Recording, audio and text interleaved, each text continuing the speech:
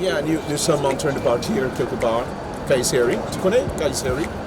C'est un petit village dans la Turquie. Nous allons partir là-bas et après on va revenir à Conakry. Yeah.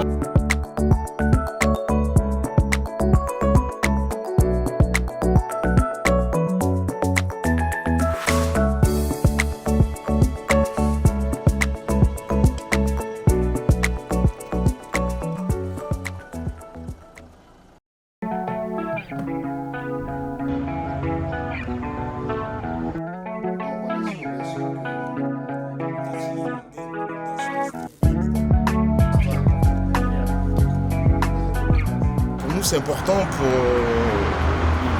de partager, je dis bien de partager l'expérience avec ces étudiants-là.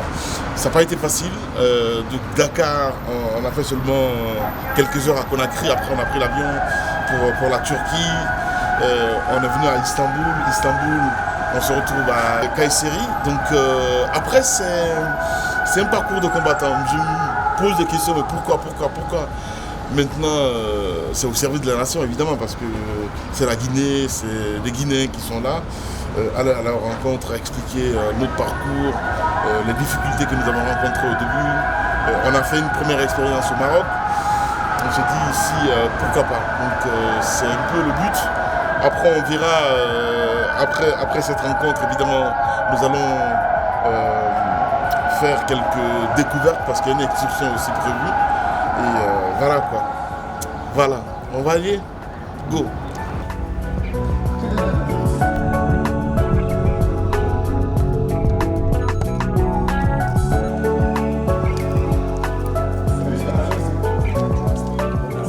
Chaque pays a des symboles. En Côte d'Ivoire, en politique, on parle de Félix Houphouët-Boigny. Au Ghana, on parle de Jerry Rawlings. Il y a des symboles partout qui sont à préserver. Je pense qu'aujourd'hui, il a atteint ce niveau. Je pense que c'est pour nous un symbole qu'il faut préserver. Parce que je pense que la vie est accrochée, le monde est accroché à ces symboles qui donnent de l'espoir, qui permettent d'espérer, qui permettent on s'inspire d'eux pour aller de l'avant. Ce que je pense de lui sincèrement, c'est ça.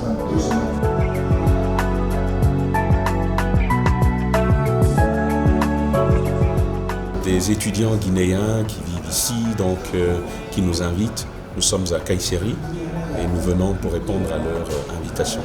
Tout à l'heure, nous allons avoir une session de partage autour d'une problématique bien connue. Pourquoi la plupart des Guinéens préfèrent rester après leurs études plutôt que rentrer au pays servir. On va essayer de parler de cela en tentant bien sûr de motiver davantage nos compatriotes qui sont là, de vouloir rentrer quand ils ont fini les études, bien sûr avec un projet, avec une idée assez précise de ce qu'ils vont faire. Mais au-delà de cela, il y aura également des visites. On va par exemple visiter une entreprise très grande qui s'appelle CITA. On va voir un peu leurs installations, explorer les possibilités de partenariat.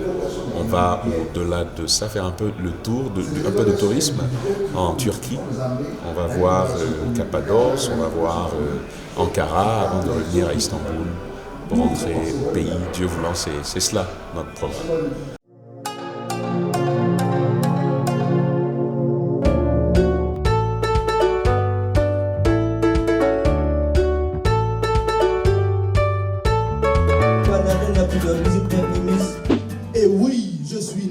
dans cette nation, pas loin d'ici.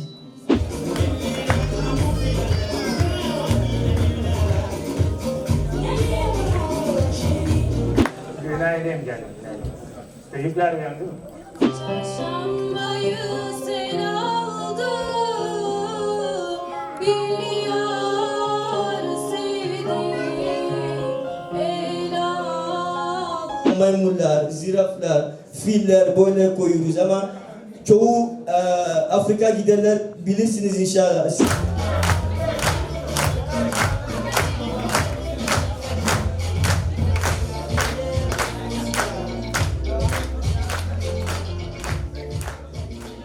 Vous quittez de la Guinée, vous allez ailleurs, au Maroc, vous allez en Algérie, vous allez en France, vous allez aux États-Unis étudier.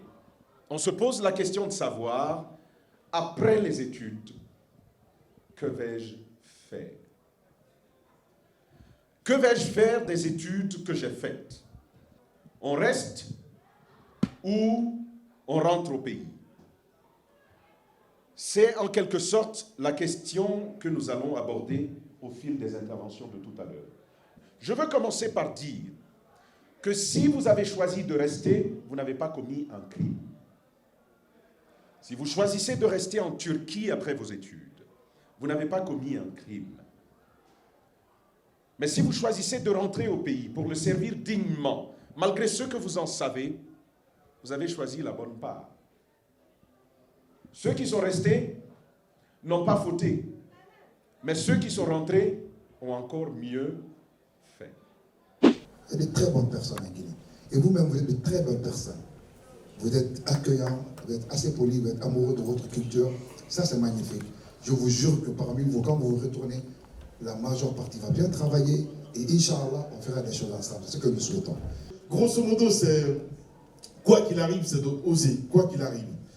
Et croire en soi-même et surtout être passionné. Parce que, franchement parlant, on me dit, ouais, je viens à la radio à 5h du matin, à 4h et rentrer tard. Parce que, pour moi, je ne travaille pas, je joue. Et quand c'est comme ça dans la tête, le travail passe avant tout le monde. Les difficultés, évidemment, à rentrer au pays, on se pose souvent des questions. Comment est-ce qu'on va trouver le terrain? Est-ce que, comme Tamba le disait tout à l'heure, qu'il faut avoir des bras longs? Moi, je le dis à chaque fois quand j'accorde des interviews aux radios, que je suis fils de personne. C'est-à-dire, quand je dis fils de personne, c'est-à-dire que mon père, il n'a pas servi dans l'administration. Ma mère, c'est une paysanne, elle est même pas allée à l'école. Et comment on arrive à se frayer son chemin quand on vient ou quand on débarque de nulle part? Évidemment, c'est se démarquer à sa manière. Peut-être la chance que j'ai eue, c'est cette passion, en fait, qui m'anime tous les jours, à se dire, non, il y a des gens qui te font confiance, il y a des gens qui t'attendent. Je pense que tout ce que tu peux leur offrir aujourd'hui, c'est le soi-même.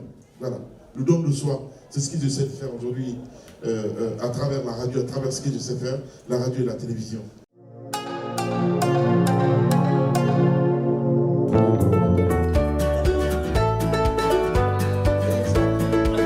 Vous, qu'est-ce que vous avez fait? Merci pour les infos.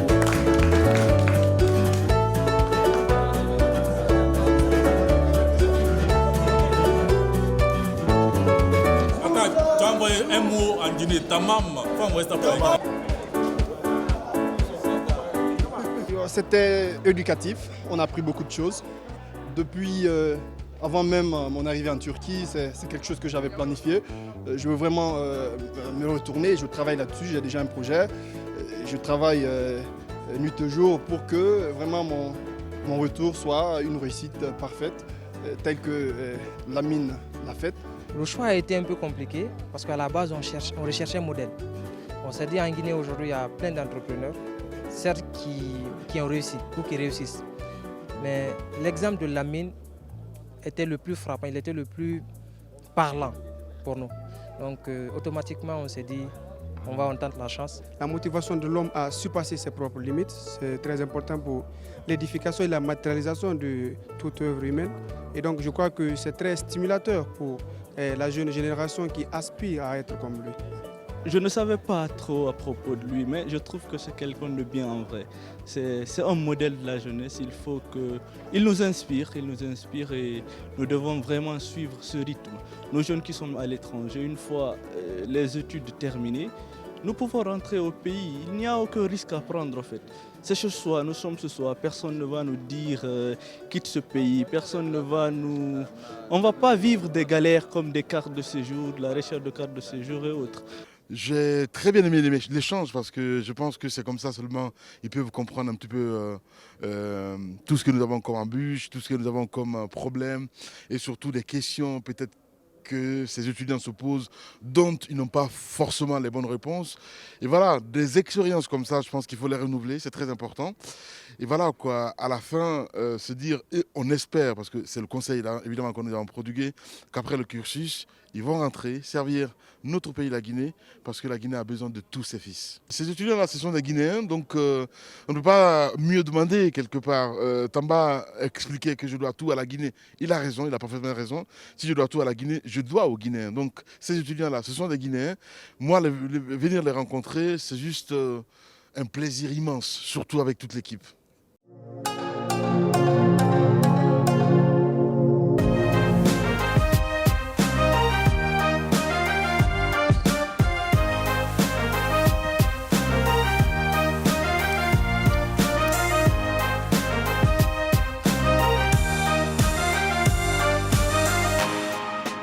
Sur la première plateforme qu'ils avaient, avant la rénovation, ils faisaient 1 tonne de métal par heure.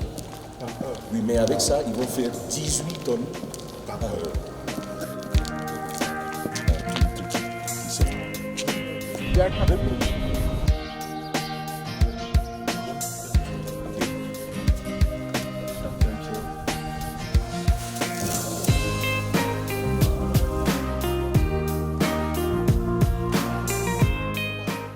Oradan alıp diziyor bunları böyle diziyor.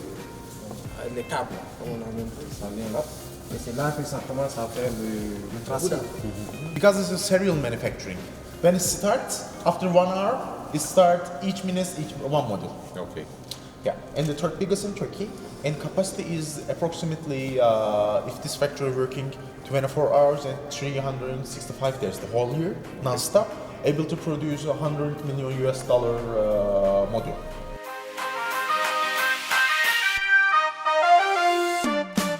Add the barcode, like that. Inside? Inside, yes. Okay. How do you put it? Before the laminator, every part is separate. Okay. That's why you just take it and stick on it. Yeah. But after the lamination, it's impossible to get it out. Okay. What is shown to our customers, we are proud of our products. Okay. And we are giving you is a reference number. Yeah, we are giving you a temporary reference number. Okay. It doesn't matter. Maybe after 5 years, your module is broken. Avant de commencer la procédure, on prend un de ça et puis on l'introduit à l'intérieur. C'est pourquoi on le retrouve à l'intérieur des panneaux. En sorte que même 3 ans après, on sait à qui l'a fabriqué. C'est aussi une garantie de qualité. Parce que ce que le client va se dire, si c'est un faussaire qui ne produit pas de bonne qualité, pourquoi est-ce qu'il mettrait quelque chose qui permettrait de l'identifier? Parce que les petites manufactures le font sans ça. Vu qu'ils font des trucs de moindre qualité, ça se casse très très vite. Et donc quand tu viens par exemple pour une réclamation, quand ça ne devait pas se gâter avant le délai et tout, ils te disent non, c'est pas nous.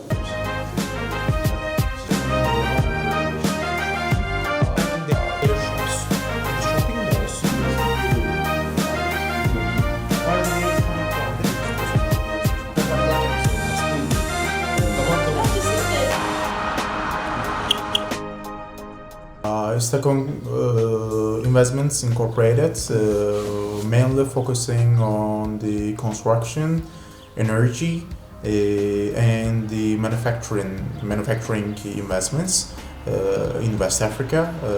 Still, we are doing some business in the Mali country, and we are constructing the social housing projects. And also we have some hotelier projects in the Ivory Coast and the Burkina Faso. Last for 15 years, mainly we focused in the sub-Saharan Africa, like in Tanzania, and also the East Africa, like in Ethiopia. But last for 3 years, we are definitely focusing on the West Africa because of the advantage.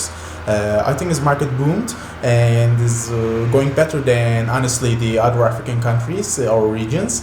And mainly, instead of the Nigeria like a big economy, we should focus on the small but fast-growing economies like in Guinea and Mali and other countries like Liberia and Sierra Leone. But when we are looking for the opportunities, also we are looking for some partnership options as well, because we are going to invest in a different country, in a foreign country. That's why we are looking for reputable partners continuously.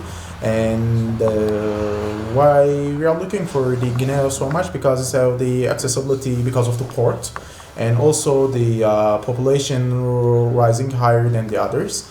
And that's why Guinea could be our next possible partner in very soon.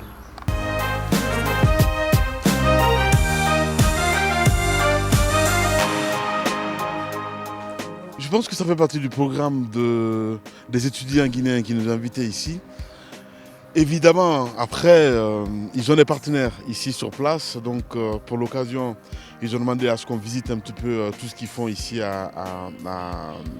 en Turquie. Et voilà, qui sait, peut-être un partenariat derrière, j'en sais rien du tout. Mais pour nous, c'était important de voir un petit peu aussi, quand on dit l'Europe, c'est pas seulement la France ou l'Allemagne. Et en ce sens qu'en Turquie, on crée, en Turquie, on travaille. Voilà, je pense que c'est vraiment dans ce sens. Maintenant, est-ce qu'il y a d'autres opportunités évidemment à saisir? On verra bien. Pour l'instant, c'est prématuré de se prononcer sur de telles initiatives pour nous. Nous sommes un groupe de médias qui est complètement opposé à ce que ces gens-là font. Donc, après, avec le temps, évidemment, on n'est pas fermé à avoir des collaborations avec des entreprises comme ça, pourquoi pas ici et ailleurs. La construction, j'ai vu tout à l'heure, dernière visite que nous avons effectuée, évidemment, c'est surtout au niveau de, métallurgie, parce qu'ils font des ponts, je pense qu'on en a besoin aujourd'hui, en fait tout ce qu'ils nous ont présenté.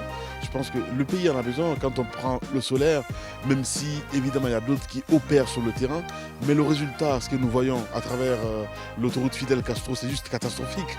Donc est-ce que c'est la solution? Gros point d'interrogation, parce que quand vous mettez le solaire et qu'il n'y a pas d'entretien derrière, ça ne sert à rien du tout. Quand on prend les infrastructures au niveau des routes, au niveau des ponts et tout ça, je pense que nous avons besoin aujourd'hui, maintenant, quitte à savoir comment est-ce que tout ça là, ça peut s'opérer, je pense que c'est ça le plus important, et surtout d'être pragmatique.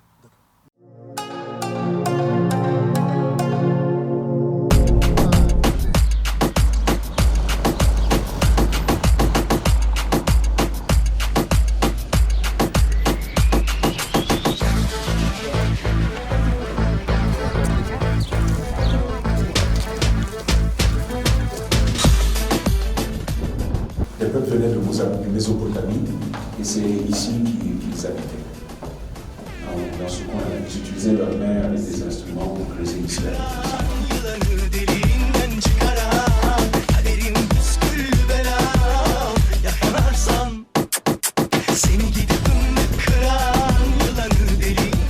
It was my Father, your family. my family's house at Umbrella. That is one of the. En fait, c'est son habitation familiale, elle est née là-bas, avec ses parents et tout. Mais maintenant, c'est en transformation d'hôtel. Puisque la ville est très touristique, la plupart des bâtiments ici sont devenus des hôtels. Là-bas, le rouge, là où il y a beaucoup de panneaux solaires, c'est un hôtel. Ici, là où tu vois les véhicules stationnés, là. Et même ici, c'est des hôtels. Par là-bas également, il y a des hôtels un peu partout. Elle explique que quand ils sont venus, ils avaient besoin de vivre en communauté. Parce qu'ils viennent de Mésopotamie, comme je le disais, ils ont besoin de vivre en communauté, donc ils ont créé des pièces ici. Et comme ça, ils vivent ensemble, cherchent à vivre, à manger, tout à faire ça ensemble. You know, you ask me why people choose to live in a Live, cave. yeah. The other reason is the temperature. Okay. Because temperature in a cave always the same. Same. Always, all year round the same. Like between 10 and 15 degrees. 10 and 15. 15 à 10 De 10 à 15. À cette époque, tu imagines, il y a 4000 ans, les températures, jusque-là, on arrive jusqu'à moins 20 degrés. Et donc, ils ont choisi des températures plus ou moins chaudes et stables. Ici, c'est de l'ordre de 10 à 15. Donc, en hiver, par exemple, c'était le meilleur endroit. C'est une des raisons pour lesquelles ils ont choisi de vivre ici.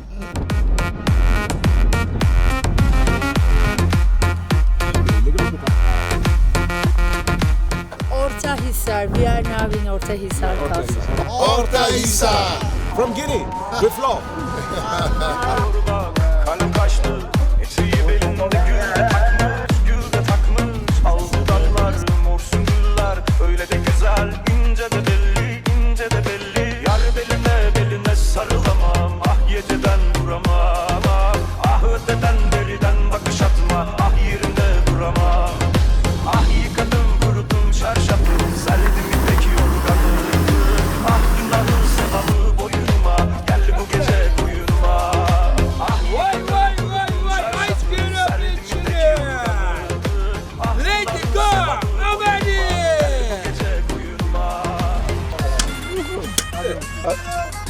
Thank you. Great. Thank you.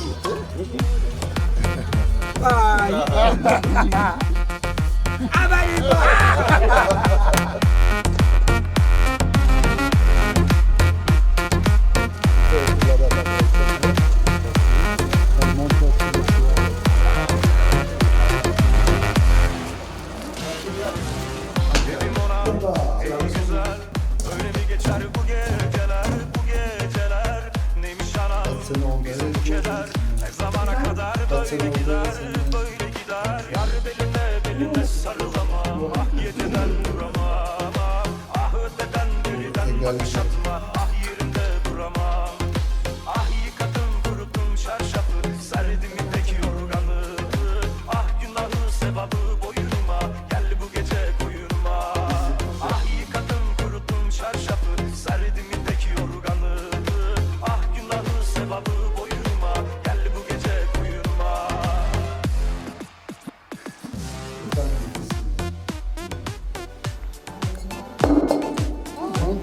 Ah, tu veux que je monte dessus, d'accord. Vous voyez, c'est solide.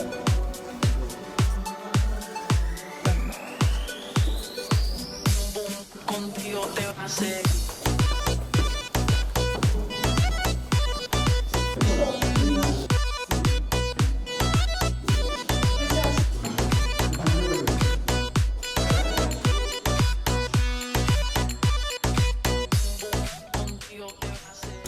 Moi, je suis bluffé ce matin. Je suis juste bluffé parce que je pouvais imaginer tout sauf ça parce que tout simplement, c'est un pays fantastique. Je pense que ça ne serait pas la dernière. J'y reviendrai souvent. Là, on est au Cappadoce. On est en pleine Anatolie. C'est une région féerique de la Turquie. Vous savez que la Turquie est un pays touristique. Donc, je suis vraiment ravie de voir qu'on a pu visiter avec le groupe Cappadoce, qui a vraiment une longue histoire. Et vous allez voir, je pense, les images que Adafo Media va partager avec vous. Donc je pense que ce serait une très bonne idée de venir visiter la Turquie. La Turquie n'est pas simplement Istanbul. Évidemment, Istanbul est une très belle ville, mais il y a autre chose à découvrir et Cappadoce, c'est vraiment parmi l'une de ces régions qu'il faut absolument découvrir. C'est un patrimoine de l'UNESCO et j'espère que vous allez apprécier ce que vous allez voir.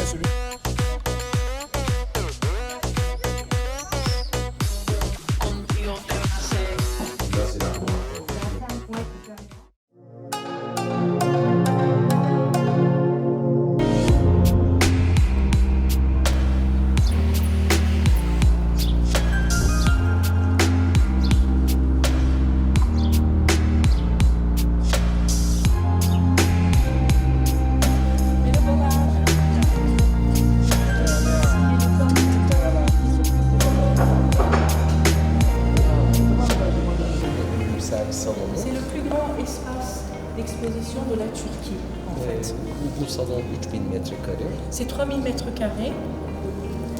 Burada süreli sergiler yapıyoruz. 3 ay, 6 ay. C'est des expositions qui durent 3 à 6 mois. à peu près. Biz bir müze değiliz ama müze galerisi. En fait, on ne va pas dire qu'on est un musée, mais on est une galerie de musée.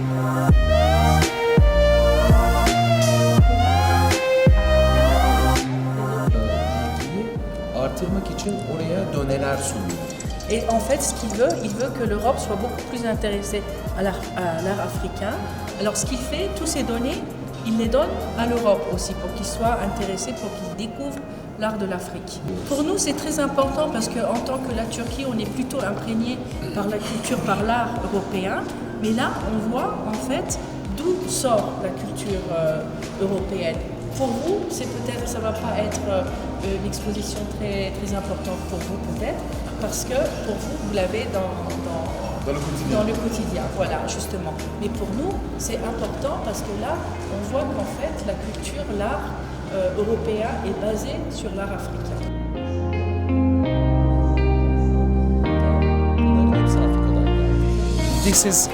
This is our open air space where we are organizing activities during summertime in open air. One of these activities is our prime activity, which is a dance festival dedicated to solo dancers from all over the world. It's our international event. So in the future, we are going to organize it for the second time this year, but we aim to bring it to a larger background to make it as one of the biggest international activity in Ankara and in Turkey. This year's festival will take place in end of June, between 28th and 30th of June, with participation of 20 countries and 20 dancers. Among those applications, we received plenty of them from the African continent. So the dancers that are either from Africa or that are from Europe, they have shown their interest to take part in the activity. So we are very delightful.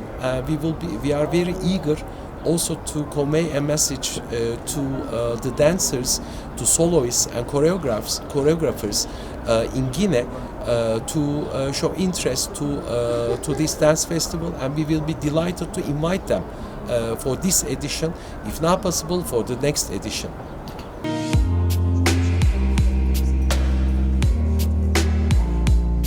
Donc là aujourd'hui on est à Ankara, la capitale de la Turquie, et on est en train de visiter le musée d'art moderne, la galerie d'art moderne Djer, on va dire, où il y a une exposition formidable sur l'Afrique. Et on vient de voir le Nimba d'ailleurs, voilà, on est ici pour ça. Il y aura bientôt un festival de danse solo, et là j'espère qu'on verra quand même un danseur guinéen ou une danseuse guinéenne qui va représenter le pays.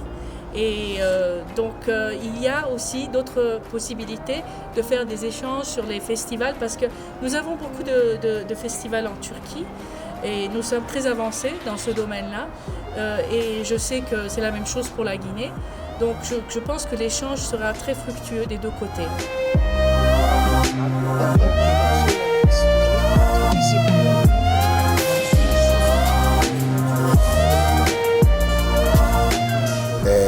Donc relation aidant, on a rencontré justement ce monsieur qui détient, si vous voulez, une galerie, parce qu'on peut appeler ça un musée, mais qui organise des événements. Il organise un très grand festival qui n'est que dans 4 ou 5 pays dans le monde entier. On a discuté, on a parlé, j'ai compris ce qu'il faisait. Et c'est vrai qu'il y a les festivals de danse en Guinée, mais les festivals de ce genre solo, il n'y en a pas beaucoup, pour ne pas dire qu'il n'y en a pas. Et surtout institutionnalisé comme ça, il n'y en a pas. Donc on a discuté, on est en train de voir comment, s'il y a la possibilité, faire des partenariats et peut-être un jour voir si cela peut être en Guinée. Donc c'est comme d'habitude quand les culturels se rencontrent ou les hommes qui ont des grands esprits, ils trouvent forcément des projets ensemble. Donc des choses vont naître des choses sont déjà nées parce qu'ils sont imprégnés de ce que nous faisons, vice-versa. Et ils trouvent qu'ensemble on peut faire des choses. Ça déjà c'est une bonne chose.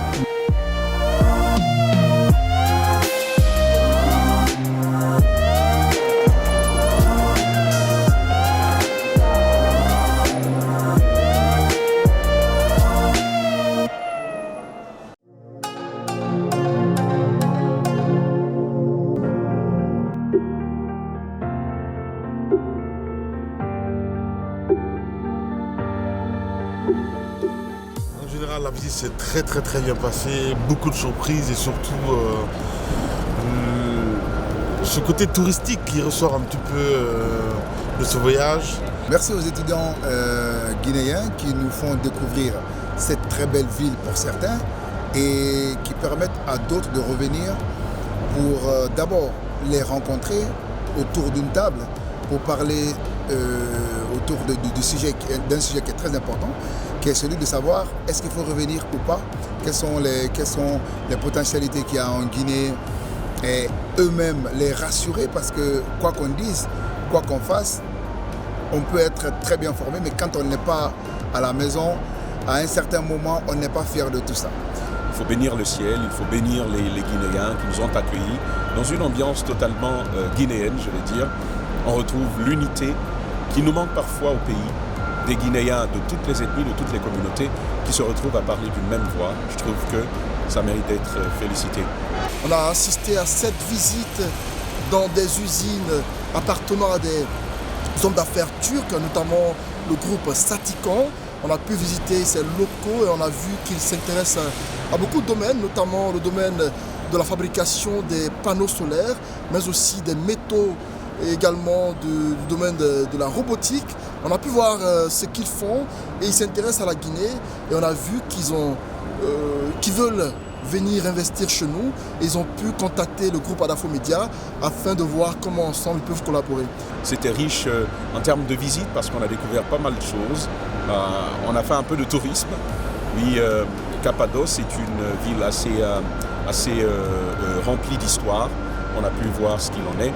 Vous savez ce qui m'a marqué, c'est que les gars, il y a quand même dans une grotte un hôtel extraordinaire. C'est un grand pays que l'on découvre, avec une histoire pas totalement différente de celle que nous avons chez nous, qui sort de difficultés économiques, sociales, politiques.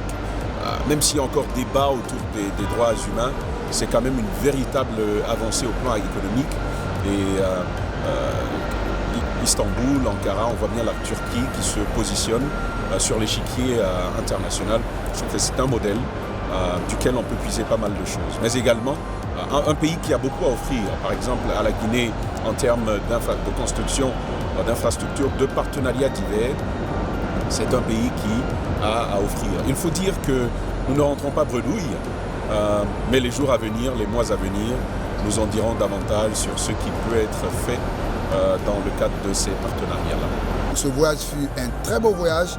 On en a profité pour partager beaucoup de choses avec nos compatriotes guinéens, mais on s'est donné aussi à cœur joie beaucoup de plaisir à aller rencontrer des bonnes personnes, à aller découvrir.